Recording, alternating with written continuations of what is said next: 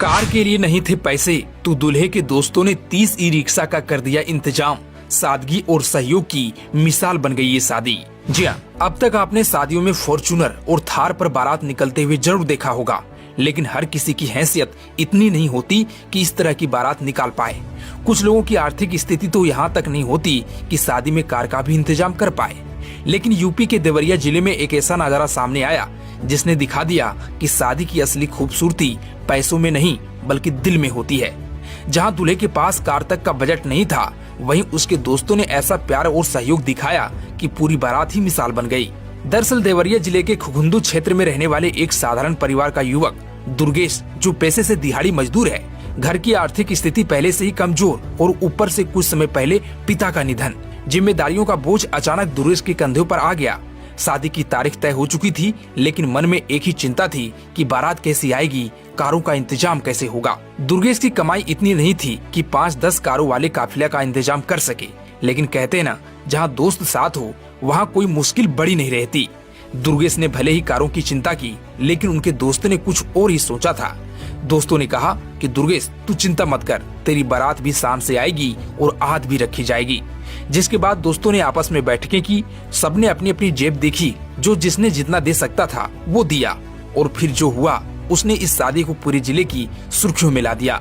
दरअसल सभी दोस्तों ने मिलकर लगभग 30 ई रिक्शा सजवाए। रंगीन लाइटें, फूलों की सजावट और हर रिक्शा पर बैठकर जाने वाले बारातियों का उत्साह देखने लायक था। 30 ई रिक्शाओं की यह कतार धीरे धीरे गांव की गलियों से निकल रही थी। लोग अपने घरों से बाहर निकलकर यह नजारा देख रहे थे। कुछ लोग वीडियो बना रहे थे, कुछ लोग फोटो ले रहे थे, तो कुछ लोग इस पहल की तारीफ करते नहीं थक रहे थे।